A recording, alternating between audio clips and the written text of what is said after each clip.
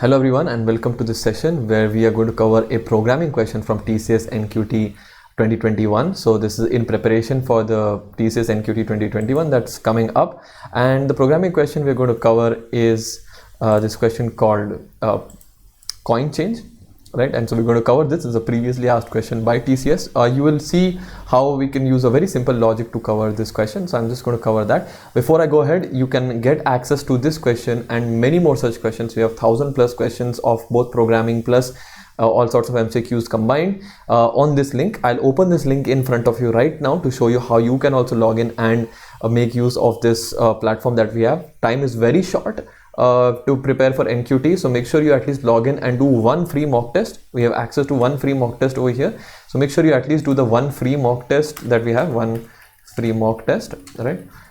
Make sure that you complete that at least, so that if questions repeat, at least you don't have the regret that you didn't do that mock test. So go ahead and do that.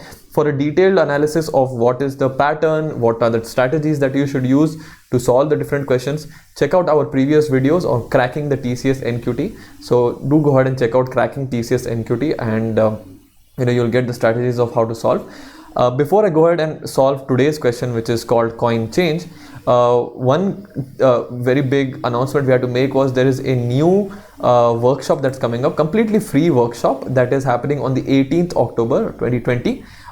It's a Sunday as well. You'll get to build a gmail.com landing page. So that is the actual landing page of gmail.com. You will get to build it using HTML and CSS. It's completely free of cost. You don't have to pay anything. Simply go to this link, Edist Webmaster. Once you go there, click the try one free module. This is part of the Edist Webmaster bootcamp. So you can just go ahead and try it and click this book button over here. So when you click the book button, you can go ahead and book your slot. So you click this try one free module, sign up, enter your details, etc., and then go and click this book to book that one free slot. And obviously we have two slots, that is, one is the morning, one is the afternoon. Make sure you book both of them. But it's a completely free workshop for anybody who's interested in web development. This is a project that you can put on your resumes as well. A lot of you who clear NQT will get a chance of going to interview. If you have such a project, it's a good thing to talk about in the interview, right? So that was just a small announcement I wanted to make. Make sure you go up and sign up for that. Let's come back to our question for today, which is called coin change. So there's the question which is called coin change, and I'll be opening this up on the Edist platform by clicking this link. So when I go to that link, this is what I get. One second, let me just take that link. Yeah, so I'll take this link. Okay, I hope everybody's preparation is going well. Please let me know how your preparation is going. By the way, what are the other topics that you would want us to cover? We're more than happy to cover them for you. All right, okay. So once you go to that link, this is what will open up. It will just load for a bit. Just waiting for it to load. Yeah, so this is what will open up. You can the course pack is 999. It's actually for 2,000, but we are selling it at a discount of 999. Go ahead and buy that. You can click to try one free module over here. So you can click this button to try one free module and you can get that one mock test. So once you click that, this is what will open up. Obviously for you, most of the stuff will be locked. That is on the left, what you see over here, this will be open. This is the intro part, but everything else will be locked. You'll have to pay to unlock it. The question I'm going to solve is part of the first mock test itself, right? And the question is called coin change. So for the previous question, factorial, there's already a tutorial. I'm now going to do the question called coin change, right? Let's open this question up and understand what this question is about. Okay, right? So write a program to implement coin change making problem, that is, find the minimum number of coins of certain denominations that add up to given amount of money. The only available coins are of value 1, 2, 3 and 4. So we only have 4 value coins, and this is a very standard question. You can get the same question for having like 1 rupee, 2 rupee, 5 rupees, 10 rupees and so on. Over here we have only 4 possible values, that is 1, 2, 3 and 4, right? So this actually solves our problem a little bit more because we don't even have to use arrays as such. Okay, so yeah, so only available coins are of 1, 2, 3, 4 and take input integer and then output. So for example, if you have 16, what I'll do is I'll just end up using 4 rupee coins, right? That's the minimum number I need. So we only need 4 rupee coins if it's 25. What I'll do is I'll try to go to 24 using 4 rupee coins. That is 6 4 rupee coins will get me to 24, and then just 1 more rupee coin will get me to 25. And so overall I need only 7 coins, right? Let's come back to our slides and understand how we can do this, right? So 1 second. Yeah. We have some possible notes or coins. How do we minimize the number of coins here? Not notes. So we have here coins. So how do we minimize it? So let's take any number, right? So let's take 99. How would we, figure out how much to use for 99? Well, we could say that about 24 into 4 is equal to 96, right? We know that 24 into 4 is equal to 96. And then what we can do is use 1 3 rupee coin to make it equal to 99, right? So it's going to be like 25 coins are needed overall, right? So we will totally need 25 coins. That is 4 into 24 plus 1 3 rupee coin. We can get there. Let's look at some other examples on how we would do it. Let's say we had another example of 33. How would we go about doing 33? Again, we'd probably do 8 into 4 is equal to 32 plus 1 into 1. So that is 1 rupee coin will be needed, and that's it. What about 34? If it was 34, we do 1 into 2 rupee coins, right? So, and 35 would be 1 into 3 rupee coins, right? So that's 32 plus 3. And then the moment we, 1 into 3 rupee coin. And the moment we go to 36, it becomes again 9 into 4, right? So it becomes 9 into 4 at that point, right? So I hope you're getting the logic what's happening here. We're trying to minimize the number of coins by using the 4 rupee coin as much. This is called a greedy approach. For those of you who have heard of this term, it's called a greedy approach. What we're trying to do is trying to reach the maximum possible using just 4 rupees, then try to reach the remaining possible with 3 rupees, then with 2 rupees, and then with 1 rupee.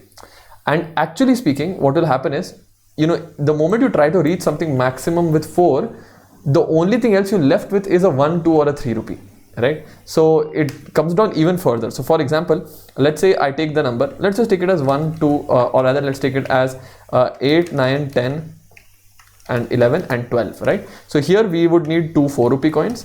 Here we'll need 2 4 rupee coins plus 1 1 rupee coin. Here we'll need 2 4 rupee coins plus 1 2 rupee coin. Here we'll need 2 4 rupee coins plus 2 4 rupee coins plus 1 3 rupee coin, and here we'll again need 3 coins, right? So if you notice, we try to get till the maximum of 4, and the remaining part will be a remainder of 4. That is how much, because if it was a proper multiple of 4, then we would not have anything remaining. Like in 8 and 12, we don't have anything remaining. So what we're left with is either 1, 2 or 3 is what we're left with. And we have the coins of 1, 2 or 3 rupees, right? It's not like we have only 1 rupee coins or 3 rupee coins. No, we have 1 rupee coin, 2 rupee coin and 3 rupee coin. So the answer will become how much ever is required to reach by 4 rupee coins plus if there is a remainder on division by 4 or not. If there is no remainder on division by 4, then you don't need anything, just the multiple of 4 will do. In the case of 8 and 12, just need 2 coins here and 3 coins here. Anything else, you will need something like 2 plus the remainder of 4, 2 plus if there is a remainder of 4, that remaining number of coins. So that's all you need over there. So the question becomes very straightforward actually at that point, right? Let's okay, I think some code has been written. 1 second. Yeah. Let's take that away. All right, and let's write our own code over here. So some of the basic stuff that you should all be familiar with is how to write the starter code, and you can do this in Python in even shorter time, but since most of you are doing in C, I'll just show it to you in C as well, and everybody is familiar with C. That's why I go void main, and what I say is int target, right? And let's scanf mod d and target, right? So I am going to input the target over here. Okay, and now what I said is what is the number, right? So int nums is equal to 0. So this is the number of coins, just 0 initially. Then what we'll do is nums is equal to target divided by 4. Okay, so this is the initial number of 4 rupee coins that I will need for sure. Okay, and then what I'm going to do is if target modulo 4 is not equal to 0, what does this mean? It means that there is a remainder when you divide target by 4, right? In that case, what I'll do is nums is equal to nums plus 1, because that remainder is what we're going to add over here in the number of coins, right? So nums is equal to nums plus 1. I just add that.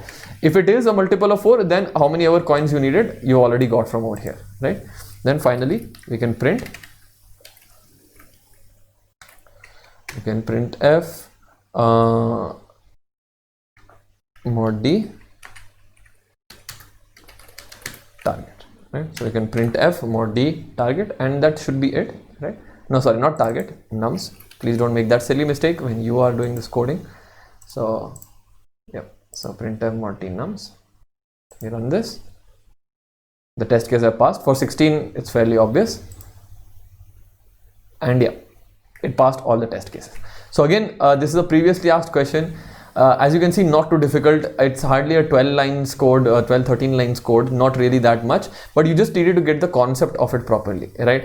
You could have run a for loop, you could have done a while loop, you could have done so many things, right? And there are many variations of this question in which an array is used, right? There are multiple things you can do, but for the question, it asks something very simple. Can you reach using 4 rupees, 3 rupees, 2 rupees or 1 rupee coins? The answer is, if you can't reach with 4 rupee coins, then the remainder can be solved by at most 1 coin. That 1 coin can be of value 1 or 2 or 3. That doesn't really matter to us, right? So we try to go with the multiple of 4, and whatever is remaining, if there is a remainder, then you add 1 more coin. If there is no remainder, then you just, go ahead and say that it's. For those of you who know this, might also know that actually what we're going for is the ceiling division. We're not looking for the floor, we're looking for the ceiling. So even if you got something like 4.1, you'll go to 5, right? That's what we're looking over here. We're looking for the ceiling division. A lot of people had asked us to cover coding questions, and had also asked us what are some of the topics that you should cover in coding questions. So if you are preparing for the coding question of TCS NQT, I would suggest that you get good at any one of these programming languages, that is C, C++, Java or Python, right? So try to get, and a lot of people ask me that, or if I'm just a beginner, where do I start with? Well, I assume in your first year or in your second year, you have done a little bit of C or C++ programming. As you saw in this question, you do not need much advanced knowledge of anything like advanced binary search and all of that stuff. It looks to be like simple questions. Still, this time it could just be get more advanced, but from what we know is at least try to get to a level where you can understand the question I have done today, right? So try to do that. Generally speaking, loops, arrays, some maths, string, data structures is maybe like a little bit of stack queues, the general stack queues questions of are the brackets balanced, the queues questions of implement the queue and so on. Very standard questions maybe they might ask, but generally what we have observed is loops, arrays, strings covers up the entire thing. So prepare for that. And yeah, I mean, today's question got over pretty early because that's what it is. It's not too difficult a question. So you can go ahead and check out, and to get more such questions, you can check out our pack over here, which is the EDIST NQT 2021 pack. I'll just show you. We have a huge number of questions, especially in programming MCQs, more than 500 or more than 600 questions in the programming MCQs part, more than 300 questions in the logical quants, all of those parts. So you can get all the tutorials for all the major topics over here in quantitative, logical, verbal. Here you have your previous year's coding questions with solutions. So you have your previous year's coding questions. Do go ahead and try out all of these coding questions. You will feel bad if any of these get repeated and you didn't try them out, right? So it's there in front of you. Please go ahead and try out all the previous year's coding questions and make sure that you see as many programming MCQs as possible, right? People have already started completing. We have more than 7 sets, each set having roughly about 100 questions each, right? So 100 questions or so each. So make sure that you are doing these questions, because as I was explaining in the last session, that there's going to be a lot of questions that will come up, or a lot of exceptions that are going to start coming up. If you don't really practice them, you won't know about these exceptions, and MCQ game is all about exceptions. So that's the other thing. So yeah, everybody, that's mainly it from our side. Thanks for joining in today. Just a final reminder that on 18th October 2020, there is a free workshop on HTML and CSS on how you can build a landing page like gmail.com. You just have to sign up on the EDIST Webmaster course. It's free. You just have to sign up and go and click this book button. That book button will book your class, right? So that's all you need to do. Book the button over here. Click the book button. That's it.